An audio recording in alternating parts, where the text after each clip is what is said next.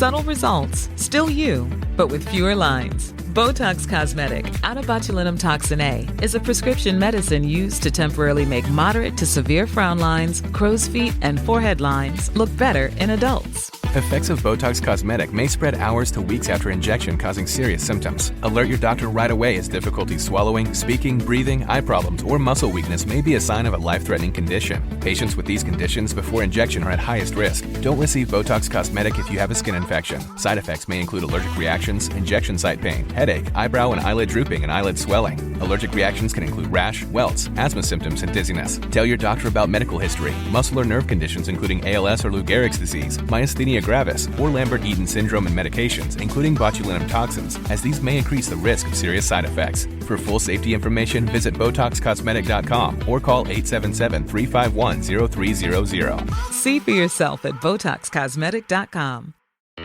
Kroger Delivery has one mission: to deliver the freshest food right to your door. That's why our drivers are pros. Our trucks are refrigerated. And when it comes to low prices, we always deliver. With $20 off your first order of $75 or more, there's no better time to get in on the action. Mission accomplished. Restrictions apply. See site for details.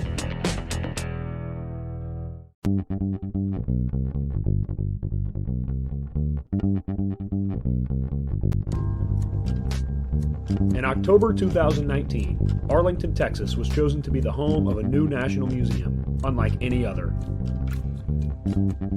The National Medal of Honor Museum will be a unique home of military history. The 100,000 square foot museum will house exhibits, archives, and artifacts relating to the 3,500 U.S. troops who have been awarded the medal, the nation's highest honor for valor in combat.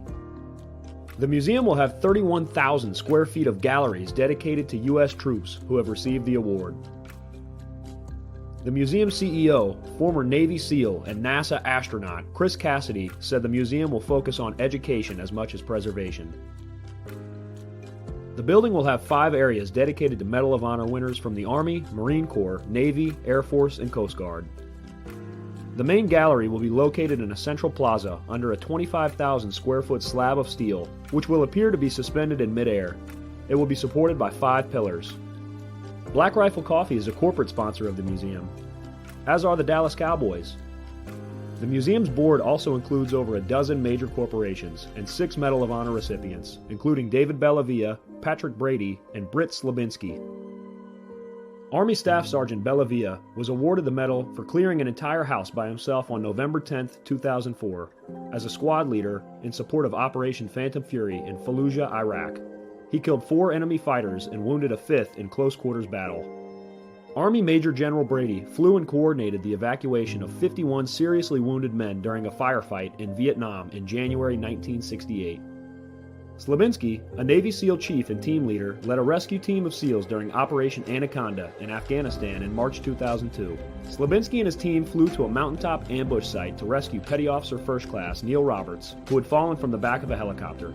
Slabinski led the team through almost constant combat against an entrenched Taliban force. Along with the board members, former presidents Jimmy Carter, Bill Clinton, George W. Bush, and Barack Obama serve as honorary directors. The museum is expected to open to the public in late 2024.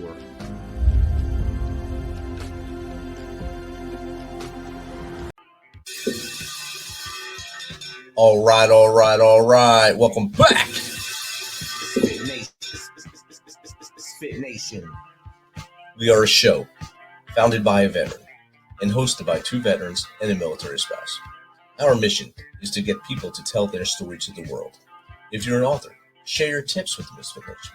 If you're a musician or actor, our audience needs to know how they too can get into the business. Coaches, we love our coaches. Come on and share some of your tips with the MisFitNation to help them become better versions of themselves. If you're a corporate leader or an entrepreneur, come on and share how you did it and how hard you have fought for success. If you're a veteran, first responder, or Gold Star family, we would love to have you come on and just share your story with the MisFitNation. We always have time for you. If you're feeling down, alone, or starting to see the darkness, stop.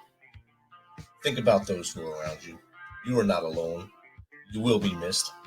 If you feel like your problems will be a burden to those in your inner circle or are embarrassed, dial 988. If you are a veteran, take option 1. We need you to keep pushing forward. Don't make a permanent solution to a temporary problem. If you're a new listener, welcome to the MisFitNation. Be sure to subscribe to our show on your favorite podcast apps and also on our YouTube channel at @_MisFitNation. Subscribe and click the bell to keep you up to date with our latest episodes and all of our news. You can also find us on Heroes Media Group and About Face Radio. Now, let's get to the show.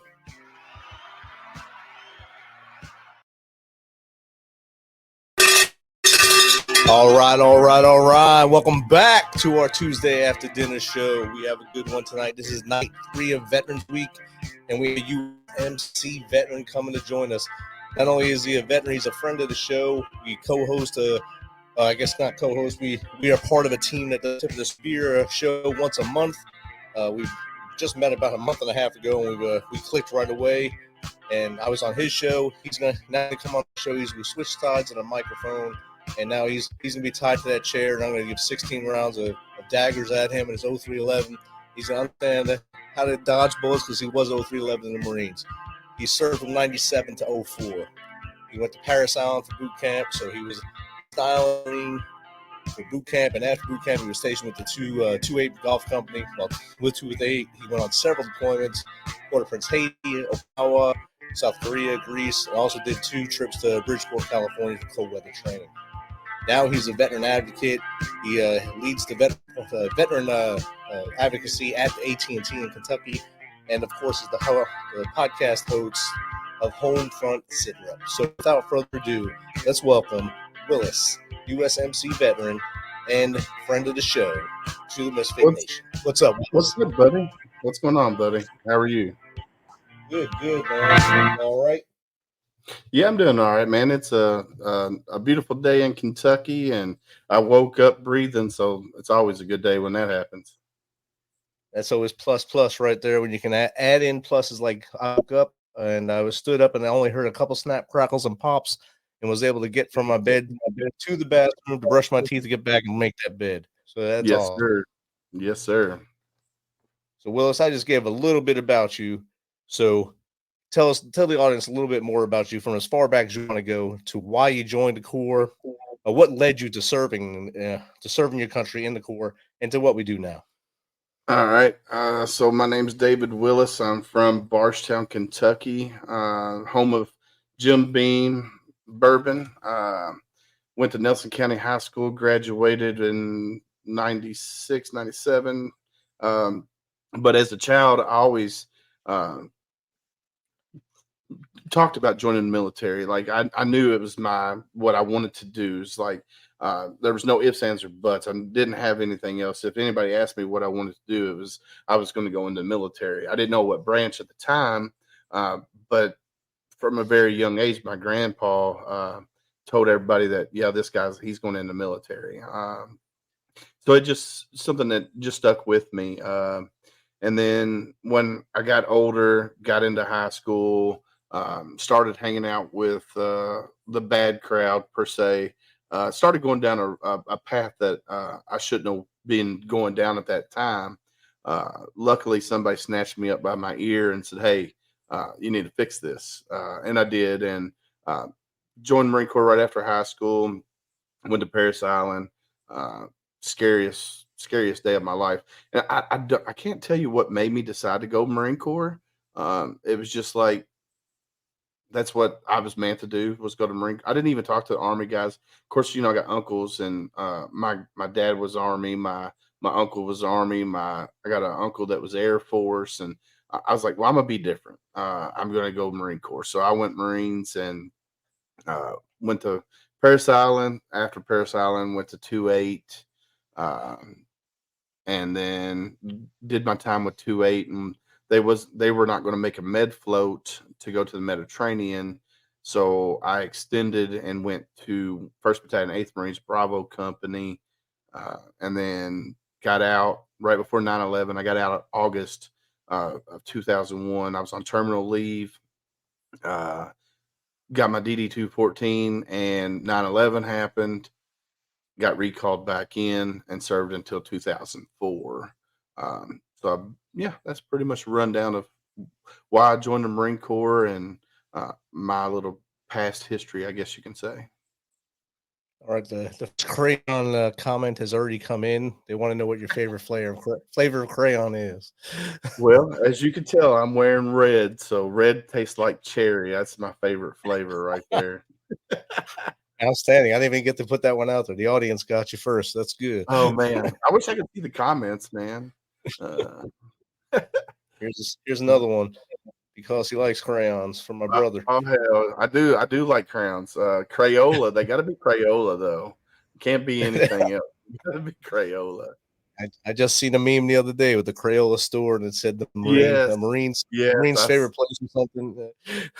Yeah, and I commented on somebody's. I forget. I said, "Man, that's heaven right there." I love it. You hear John Denver playing in the background, almost heaven. Oh for yeah, you. country roads. Take it home to Crayola. It is. Yeah, that's how. So you do a lot more than what you just said. Now, I mean, you were with AT&T veterans for the state of Kentucky. Yes, sir. Also, you went from 0311 to a wire technician at AT&T. That's something a lot of people don't understand. An infantryman can do other things besides go pow, pow, pow, or pew, pew. You actually do stuff that's conductive to life experiences. So how did you get involved with AT&T? And then, of course, what led you to become an advocate with their veteran program? All right. So right after I got out in 2004, I actually got a job working with a company called Black Diamond Termite and Pest Control. I worked with them for almost 2 years, and then went to work in Louisville for a company, Terminex. And one day I was at work, and I just didn't really like that whole scene of working with chemicals and stuff like that at the time. And I saw a company that was called Baker Installations, and it said we were hiring. So I reached out to them, and come to find out they were a contractor for one of the local cable companies. And went over, did my interview. They were piecework, so 1099. Went to work for them, and I worked for them for 8 years. And then Time Warner was taken over, and I had done some subcontracting for Time Warner, and they didn't take care of their technicians like Insight did, so I left. And then lucked up and found AT&T, and started out as a wire tech. So I went through the AT&T training, where I went down to Nashville for several weeks, did their training, and came back to Louisville, and I was working, and I was a wire tech for 9 years, and then now I work for Buried Service, so I get to play in the dirt now, which is Monday through Friday, which is much better and much conducive for a family lifestyle, because with the wire tech, you work pretty much 6 days a week and you have 1 day off. So I missed a lot of things for my kids, my 2 daughters. And so when I had the opportunity to come over here and do the Buried Service, I did. And I love it. I'll tell you what, it's been a blessing. But how I got involved with doing stuff for veterans. So my local union, which is Communication Workers Local 3310, they didn't have a veterans committee or anything that was veteran related. Well, I was a union steward, very active in the local, and they're like, "Hey, you need to start a veterans committee." So I got through the process and you got it voted in. We started a veterans committee. Well, locally there was a lot of things, veteran events that was going on, and I didn't really do a whole lot with veterans before coming over to AT&T. I kind of shied away from it, and I just dealt with my night terrors, my PTS and stuff on the side, the best I could. And my wife's like, "Hey, you need to get more involved." So I started working with Operation Victory, which is a organization that's comprised of a lot of unions a lot of professional corporations locally, and what they do is they rebuild homes and then they give it to a homeless veteran. And I got my kid involved.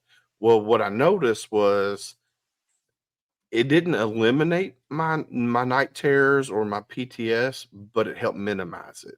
Uh, for one, I was doing something for another brother or sister because we didn't know who was getting house until they were selected.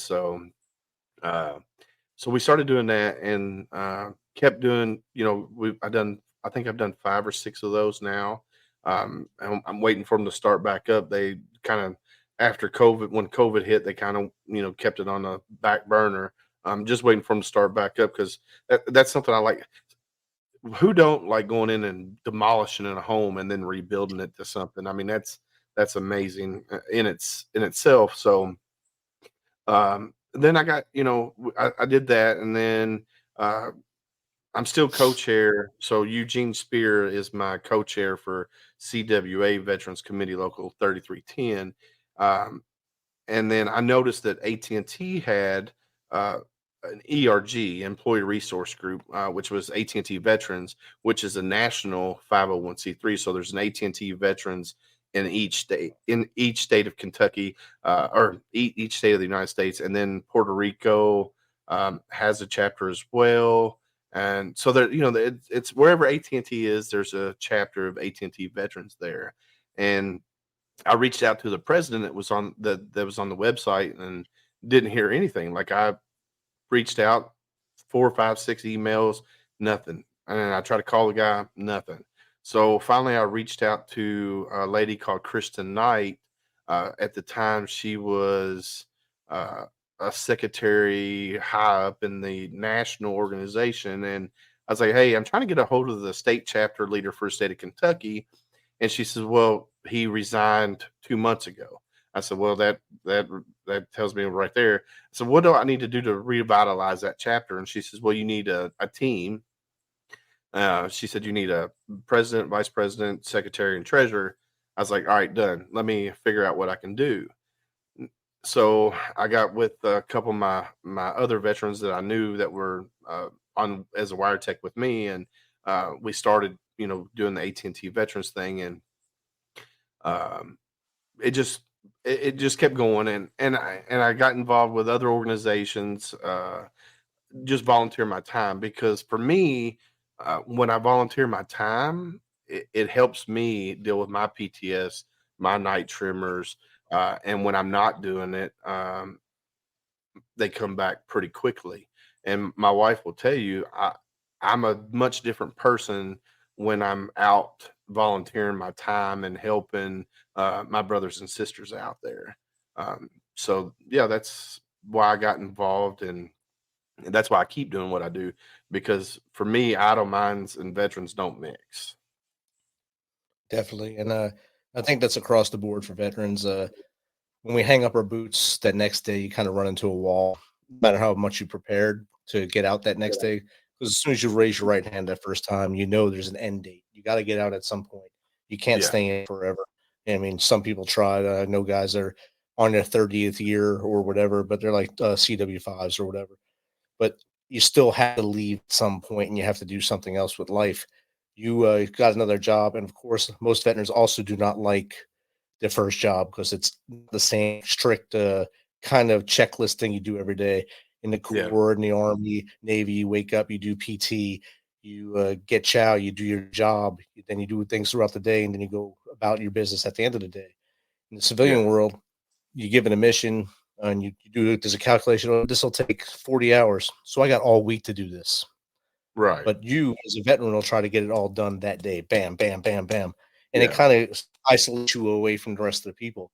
So veterans kind of always look for that purpose. Is what you found when you started volunteering. And I think that's what most veterans look to, that purpose again. How do we serve with purpose again, without the boots on, without the camis on, and get out there and do stuff? And volunteering is one of the number one things for many to do. Others, it's working out or running or doing something crazy, wads and stuff like that, and getting in a community of brothers and sisters doing it. But service, still having that purpose, will keep us together. One of the listeners said, isolation is the number one cause of suicide. And That's my that buddy. goes right in. He also That's said my you were bu- broken. He also Yeah, said you were broken earlier in the comments. So that's my brother Thomas. I call him Doc. He's a Navy corpsman. all right. That guy right there, he has a story. When I first met Doc, I was working with the VSO, and um, Doc was one of these guys that was a Desert Storm vet. He is also a paramedic, first responder, EMT, and he couldn't leave his house. He was homeridden. He got a service dog, his first service dog, and started coming to some of the events that we had. And me and Doc, him being a corpsman, me being a Marine, it was an automatic fit. And I tell you what, Doc will call me if I'm down. Like if I post something that he thinks is kind of out there, he's like he'll call me. He'd be like, "Hey, bro, you okay? What's going on?" And I do the same thing for him. And I remember his wife called me up one night. She said, "Hey, can you come hang out with Doc?" I said, "Yes, ma'am." And I was there within 15 minutes. And Doc is he's a pretty good guy, man. Let me tell you. He was a Greenside corpsman. Yep. Awesome. A good friend of the show, George Herrera, was also a Greenside corpsman, and me and him, we get in a lot of trouble together when we are together because we're both a little insane, I guess. But, we have a lot of fun. Oh yeah. So tell us a little bit about what triggered your PTS in the Corps and how you have learned to deal with it a lot better, not just with the volunteering, but with other things. Well, where did I start? All right, let's go back to 19 years old, fresh out of boot camp. My first deployment with 2nd Battalion, 8th Marines Golf Company was to Port-au-Prince, Haiti. We were there. We were guarding the 2 bases that we had there, and we were out doing QRF. Now, when we were on QRF and even on base, we couldn't interfere with anything that the population outside of our controlled area was doing. So if they were out there beating women in the street or shooting each other in the street, we couldn't do anything. So we were out on QRF my first time out, and I'm up in the turret in the back of the Humvee, going down the road, and I see a guy or a couple guys laying in the street in the marketplace with rubber tires on top of them burning. Couldn't do anything. Just sit there and watch them and listen to them scream. And you know, as a 19-year-old seeing that, I'm like, holy fuck, you know. So that was one instance, and then another instance was saw a female getting drugged behind a vehicle with comm wire wrapped around her neck. Couldn't do anything.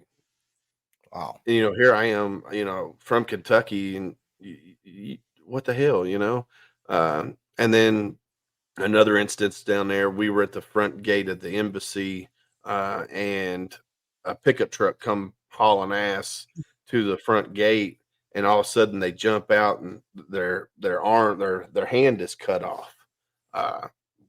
We had to turn them away, that we couldn't do anything. So that right there just gets me quite a bit. And there's other instances throughout, seeing different things in different countries, and being with my brothers and sisters, and we were doing a training exercise. I want to say it was it was stateside, and we were bounding. So it was a live fire range, and we were in a line, but we were doing a bounding up and down, moving, and one of the guys crossed over in front of another guy as he was shooting, and wound up dying right there in front of us. I'll never forget that, because a 5.56 that entered in his calf area come out through his friggin' skull. You don't forget that shit, and it sticks with you every day.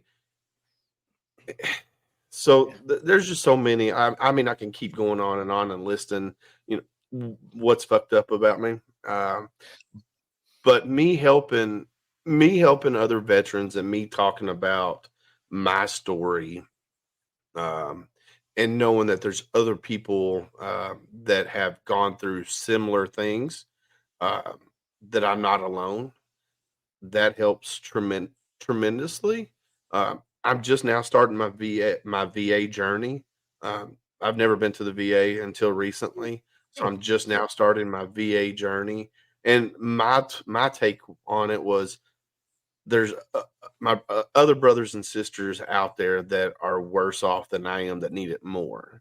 And I feel, or I felt, if I went there, I'm taking time away from them because I know how the struggle with the VA system is.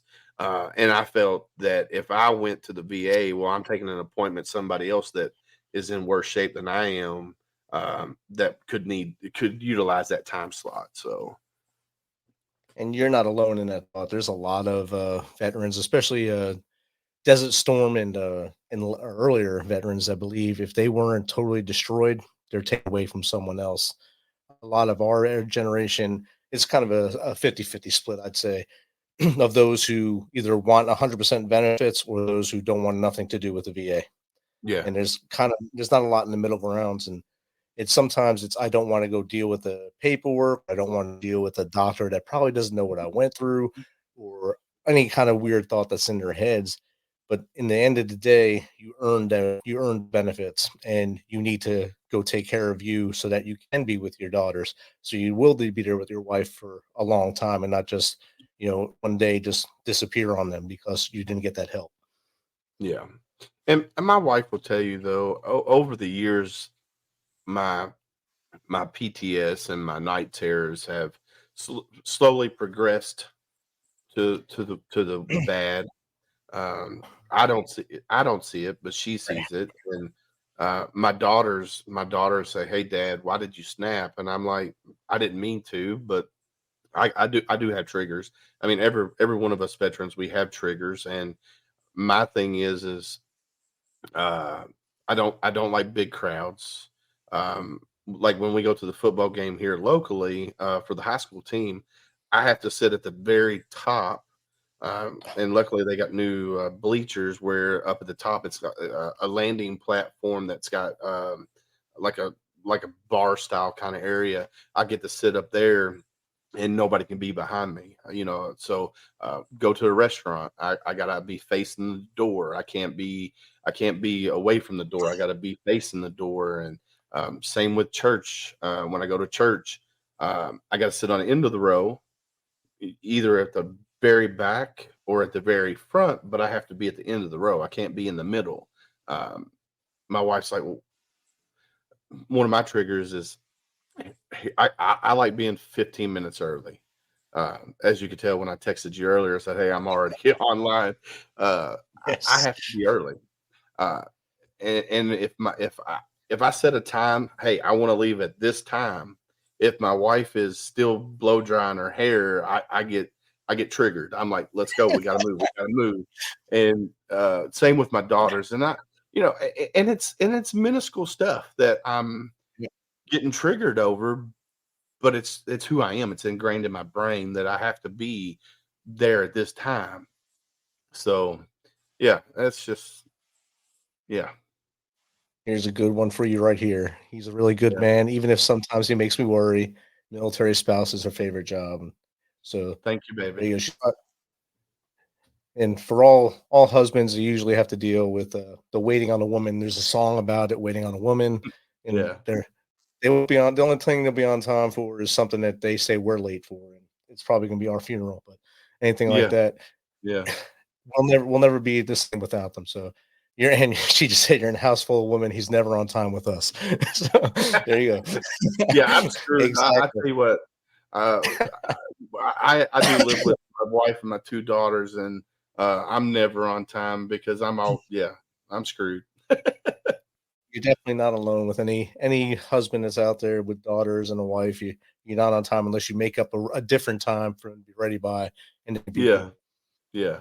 But then Yeah. they'll catch on to that quick too. They have a book that tells them what codes and stuff. We don't know how to read that book, but they got Oh it. yeah. I'll never understand a woman.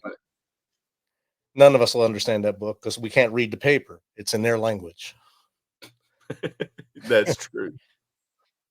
And those of you who are wondering, when he was talking about his time in Haiti and his deployment times, when people would come up to him and he wasn't able to do stuff, it's not because he didn't want to help them. It's because of rules of engagement or SOFA agreements in those countries. Sometimes we just can't do things as much as you want to. You can't, and you just got to sit back and watch what happens to that person right in front of you. Yeah. We were told that it was their culture. We couldn't do anything. Rules of engagement, like when we were at the front gate, they could shoot over our tower. They could shoot guns over our heads. We couldn't shoot back. The only time we could shoot back is if it actually touched our post. That's the only time. And that happened. That happened quite frequently. And they'd be a crowd in front of the gate, women, children, and men in the back, and all of a sudden you see a gun pop out, pop right over top of your head, and you couldn't do anything except for sit there and wait for them to either hit you or your tower. Right. So, and the same thing happened in Afghanistan, 2012, 10, 11, and 12 when I was there. You had to wait for the bullet to either hit something you were in or you felt it go by you in order to fire back without having to write up a paper, write a whole dissertation on it. Said a lot of times we're handcuffed, and when it to the news, it looks like we murdered somebody, but no, it was just a reaction after they shot at us for 3 hours. Yeah. It's crazy. So, and then this year you started Homefront Sit Rep. Great show. It's on all the podcasting platforms, YouTube channel. It's in its infancy. We were just talking that before. I was trying to get you to change your address, but YouTube will let you know when you can do that. But tell us about the show. Tell the audience about your show. All right. So Homefront Sit Rep, after I got done with my last veteran service organization, I was felt defeated. I don't really want to go into what happened with that organization, but I felt defeated and I felt betrayed. So I took a little bit of time and I was like, what can I do that would help my brothers and sisters? And I'm like, let's do a podcast. Everybody's doing a podcast these days. And I'm like, what do I want my niche to be when I podcast? So I got to looking at different shows, and everybody was bringing a veteran on, talking about their story and what they're doing, but they wasn't really focusing on veteran service organizations out there. So I was like, all right, let's do it. Let's do it on VSOs. I got the stuff, I got the equipment, my computer, my microphones, everything I needed for it. And it sat down here for about 6 months to a year, maybe a little longer. The wife could tell you. And then one day I was like, fuck it, let's do it. Let's do a podcast. And I had a friend, female veteran. She started the show with me and just started. And we started reaching out to different veteran service organizations, locally. And then we started scouring the internet and bringing in people from Florida, Pennsylvania, California, all over the United States. And what we look for are the grassroots veteran service organizations, the 501c3s that still care about the veteran. They don't care about the number and they don't care about the funding. They actually still care about the veteran. And we climbed, started and people started tuning in and watching, and it was hitting where it needed to hit because there was nothing like it out there that nobody was talking about. And we just keep going. And now we're talking, we started the Tip of the Spear with you guys, Triple Threat Vet podcast, I Am Pitts podcast, and we're bringing other veteran podcasters in. That's a once a month thing that we're doing. And that one there is kind of a little different because we're basically going to focus on what's going on in the world today. Like the very first one we did, we talked about what was going on in Israel and over in Gaza and everything. And then we started talking about law enforcement because Dexter Pitts, who is I Am Pitts podcast, he's law enforcement officer locally here in Kentucky. And so yeah, it just the podcast thing, man, and it helps me too. When I do this podcast, I'm talking with um, Elton East in Bristol, Virginia, who runs the Wayward Warrior Ranch. He does equine therapy, and he also teaches veterans horsemanship when he's but he also talks about God. He's a faith-based organization. Um, Talking with these people and hearing their story and why they're doing what they're doing, it just resonates with me. And I think it resonates with the people that watch our show, because we have people, I could literally log in and go live, and within the first 10 minutes or first 5 minutes, I got 20 to 30 people already watching, because they want to see what's coming up. So, and then we talked to Melissa Allen. She's the CEO of Cover Sunscreen out in California. Her husband Lonnie is a Navy veteran. Found out that he had skin cancer in the head because they got a new puppy, and the puppy was licking Lonnie's head. And they're avid, avid outdoorsmen. They from Utah originally, and then moved to California because of Lonnie's job. And so they decided to start a sunscreen company called Cover Sunscreen, and it's a military grade sunscreen. And so yeah, it just to get to talk with these veterans and their spouses, and see the success story that they have, and how they're dealing with their PTS, and then why they created the organization that they're involved with. If they created it or why they joined that organization is what helps. It definitely does. And knowing that even just reach one person on your show, reach one, teach one. That's our goal here. If there's a million listeners or a million downloads, it doesn't matter. If one person of the million gets something of it, and we help that person to live a better day, that's what it's all about. I mean, Joe Rogan has, one veteran, one human. For us here, we started out just helping veterans at first, and then those veterans asked for more help. So we went to a different area where we still have veterans on, like you guys. And anytime a veteran calls, they'll get on. They get on no matter what. I'll push anyone else off. But I also bring in experts to fill the toolbox, fill the rucksack, so everyone has more tools to get ahead in life and start those businesses, write those books, get to Hollywood, get the music deal, whatever they want to do, they can do. Because I've had all those people on, and I can continue to have more and more on. Just I'm learning a lot from all these people. They say some words sometimes I have no idea what they're saying, but it sounds amazing, and I'm like, that's great. I don't know what you just said, but it's awesome. Yeah, that's kind of like with what we do with our podcast is we're meeting all these people from different parts of the country. This guy's doing equine therapy. This guy's doing this. This guy's doing this. And if a veteran calls me, my phone's always open. My wife will tell you I will answer my phone at 2:00 in the morning. If I can't help you, I'm going to steer you in the right direction. No matter what part of the country you're in. If you're in Florida, hey, David Trogdon with the Hope Project, he'll take care of you. He's a retired chaplain. He'll take care of you. You're out in Texas. I got Big Chief out there. Reach out to Big Chief. You're in Arizona. My buddy Dan McSparron out in Arizona that runs the AT&T Veterans Arizona chapter. Reach out to him. You need a service dog. Canines for Warriors. Right now, we got a guy that is up in Wheeling, West Virginia, who is on a waiting list for Canines for Warriors, and told him that he couldn't get a service dog until 2025. So I was like, hey, reach out to my buddy Dan McSparron out in Arizona. They just started a service dog program. He can help you.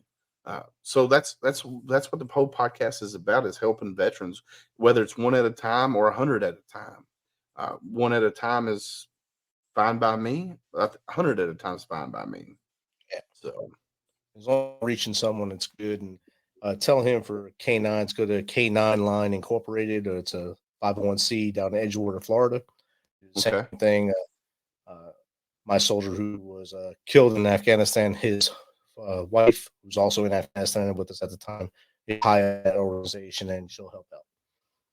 Well, you'll have to text that to me so I can send it to him. All right. It's a great organization, and they all try to do their best to help as many veterans as possible. So let's see if we can get them that dog a lot quicker.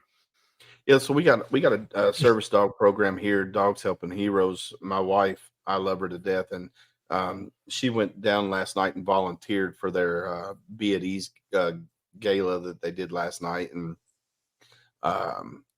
it's just they can only do like a 200-mile range from Louisville where they're located at, and he's just on the outskirts of that, and I'm like, all right, we'll figure it out. We'll get you taken care of. Because if a veteran needs a service dog, there are so many organizations out there that do that. But finding the right one, the right fit, that's the key. And if one of them tells you you can't get a dog until 2025 because you're on a waiting list, they need to up their game, because a veteran shouldn't be on a waiting list. That's the way I look at it. And if they're taking that many applications, they're not doing their due diligence to help the people that they're on the list. But they're reporting them as yes. Yeah, those are not knocking Canines for Warriors, because that's a great organization.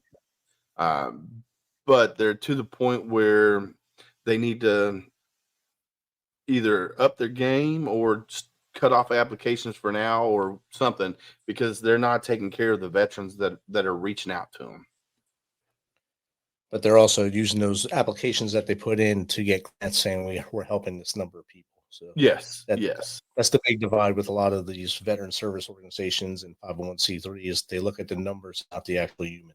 So numbers should come last. Humans first. Yeah, humans first.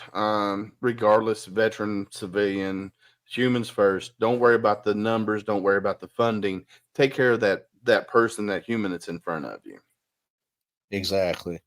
All right. I told you 16 rounds would come at you, and here's your first 3-round burst coming at you right now. All right. Young David. You meet young David now on the street, and he's looking for, I guess, guidance. Should I join the military? What 3 things would you tell that young David now? Oh, man. All right. So 3 things I would tell young me. All right. Join the Marine Corps. Don't go infantry. Don't go infantry. Do something else, and do 20 years. Get the guaranteed paycheck. Yeah. Oh, and also, let's throw in there. Make sure you document everything that happens to you while you're in the military. Don't listen to the people above you saying don't document it. And don't forget to pick your favorite crayon as you go in. That way you can fight others. True. Now the crown thing came after I got out of the Marine Corps, so so it wasn't issued to you yet. All right, guys. Yeah.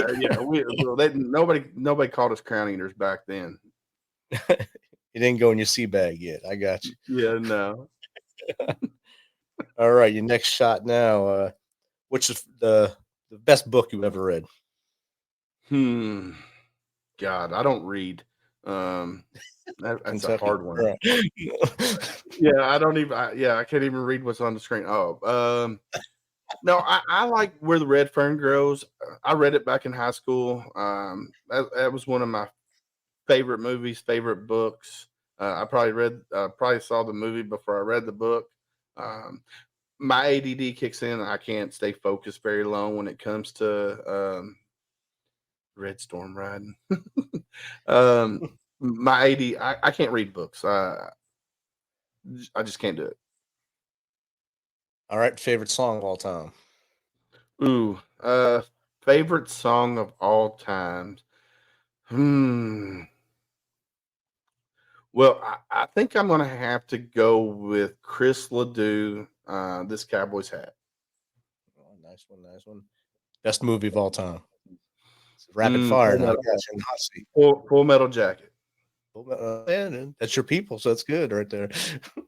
But you know the prayer. This is my rifle. This is my gun. Probably by heart. Sure. Every Marine watches that before we go to boot camp. Full Metal Jacket. Just like every EOD soldier in the Army watches Hurt Locker before they go and make sure. And then they watch it together while they comb each other's hair and stuff. So it's good. All right, so now I want you to give 3 bits of advice to that veteran getting out to transition. What's 3 All things right. you wish you would have done when you transitioned? All right. So 3 things to a veteran getting out. Make sure your medical records and everything is documented properly. Make sure you get a copy of your medical records and your service record. You don't really need to worry about dental, but you can get those as well. And then get involved and reach out to somebody. Don't become a number, because a lot of veterans out there, when you leave the service, you lose your purpose. You need to make sure you find your purpose pretty quickly when you get out. There are organizations out there that will help you with your career when you get out. KY Valor's one. Indiana Vets is one. Mission Wisconsin is one. And there's several organizations out there in every state that will actually help transitioning veterans or transitioning service members to find a civilian career, help you with your resume. So if you were telecommunications in the Army, as of 2018, that now translates to the civilian sector. You don't have to start out at the bottom tier. They'll actually help you get up here instead of being at the bottom. Awesome. And where can people find you and find your show and all the great things you're doing? All right, so they can go to Facebook and find us at Homefront Sit Rep. We have a private group and we have a public page. So Homefront Sit Rep is the private group, and then Homefront Sit Rep podcast is our public page. You can also find us on YouTube at Homefront Sit Rep. Awesome. Willis, it's been great showing you tonight. 45 minutes flew by. I didn't realize it was 45 minutes until just now, actually. But it's been awesome chatting with you as always. Yes, sir. Same. Look forward to our next tip of the spear and see what we can debate on that next time without getting hostile with each other. Be good. And yes, sir. We'll have a fun time and help others while we also learn about other things we can help each other with. So, yes, sir. Until next time, thank you for hanging out with us tonight, and we'll see you tomorrow with J.R. McIntyre, U.S. Army veteran. Oh, there we go. For every veteran, there is a story about a calling to serve, to fight for the freedoms of the American people. And every story has a struggle, a sacrifice, and invisible wounds. Warrior Watts programs help veterans recover from PTSD and invisible wounds through exercise, nutrition, and connecting with other veteran leaders. It is estimated that 22 veterans die each day by suicide, and another 30 veterans die each day by substance abuse. These are preventable deaths. Warrior Watt is committed to fighting PTSD through fitness, nutrition, and community.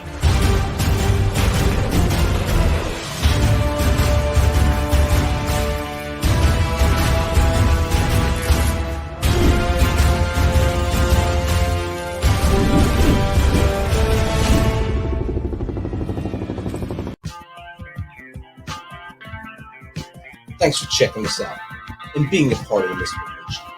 Don't forget to visit our website at themisfitnation.com. That's themisfitnation.com. Check out all of our past episodes and get some of that great Misfit Nation gear. As always, be humble, stay hungry, and keep hustling, because we are Misfit Nation.